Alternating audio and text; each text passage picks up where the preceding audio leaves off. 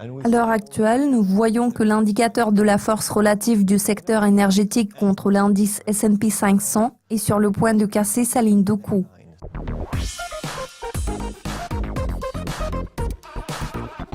Bonjour Bruno, bonjour Kais. Le prix de l'or a récemment franchi la barre de 1300. Pensez-vous qu'il puisse reculer davantage? La semaine dernière, nous avons observé un certain mouvement. Nous voyons sur le graphique que la tendance à la hausse se poursuit. D'autre part, nous voyons une correction à la baisse vers la moyenne mobile sur 40 semaines, soit la moyenne mobile sur 200 jours, qu'on appelle aussi la moyenne mobile à long terme. À l'heure actuelle, cette moyenne mobile est en train de progresser. Cette hausse dure depuis 6 mois. Le mouvement que nous voyons en ce moment correspond à 2 tiers du rebond récent à partir du niveau de 1260 vers la barre de 1377. Le niveau de 1268 signifie qu'il ne reste pas beaucoup de potentiel à la baisse. Regardons la partie inférieure du graphique hebdomadaire. Ici, nous voyons l'indicateur stochastique. Alors, s'il poursuit sa progression, nous pourrons observer une divergence haussière.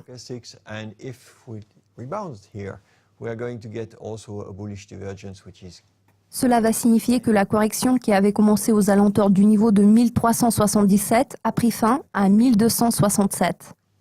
Parlons du pétrole. Que se passe-t-il sur ce marché? Nous pouvons constater que la situation observée actuellement sur le marché de l'or peut être considérée comme étant relativement isolée. En ce qui concerne le marché du pétrole, ainsi que d'autres marchés des matières premières, tels que le marché du cuivre, nous observons une sorte d'accumulation. Nous sommes en attente d'une cassure du niveau de 51 qui correspond à une configuration en tête et épaules. Cela signifie que dès que le niveau de 51 aura été cassé à la hausse, la nouvelle cible sera aux alentours du niveau de 75. Nous voyons déjà que l'indicateur de la force relative du secteur énergétique contre l'indice S&P 500 est sur le point de casser sa ligne de coût. Nous verrons bientôt un nouveau signal. Pour l'instant, la dynamique est haussière. Quel genre de signaux voyons-nous sur le marché américain des obligations à 10 ans? Parallèlement à la hausse du marché pétrolier, le marché des obligations à 10 ans affiche une fourchette comprise entre 1,50 et 1,75. Début septembre, nous avons enregistré une certaine croissance. Elle a été suivie d'un repli.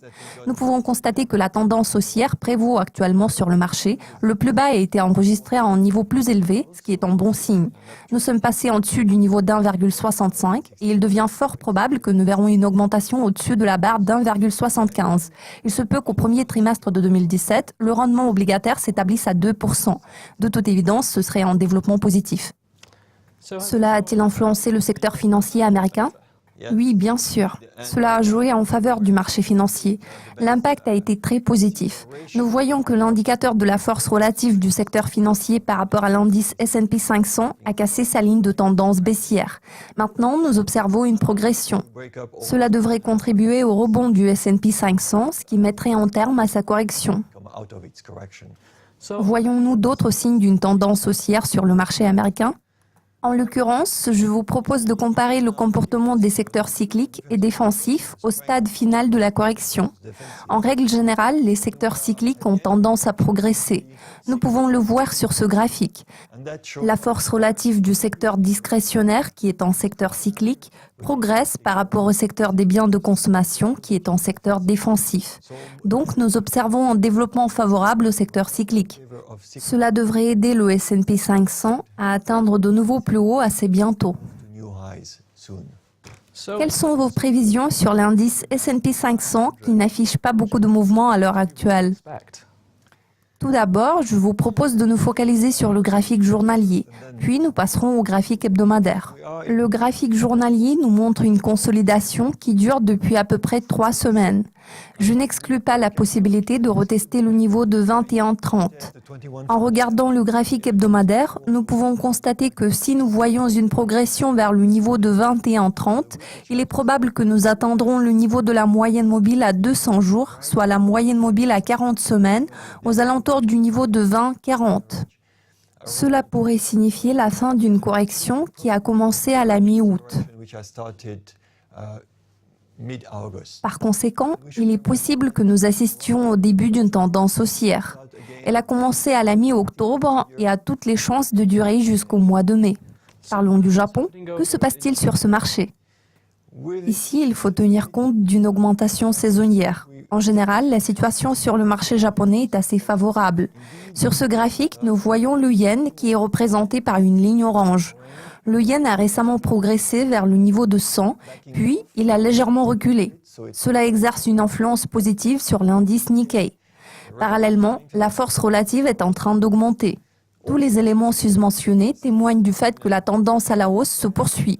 Pour l'instant, nous nous trouvons au-dessus du nuage. Nous espérons voir une cassure de la ligne supérieure de résistance au niveau de 17 000. Voyons-nous une situation similaire sur le marché européen ?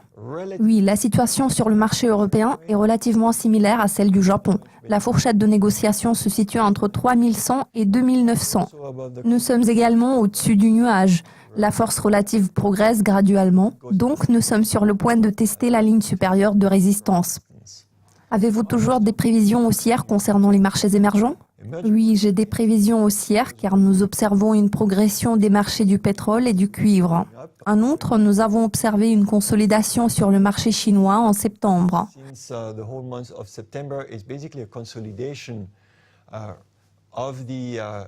Le graphique nous montre qu'à l'heure actuelle, la force relative du marché chinois est plate.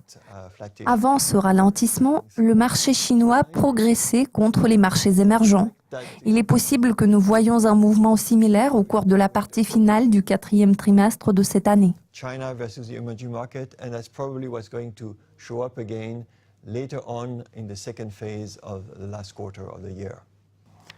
Bruno, merci beaucoup pour votre participation.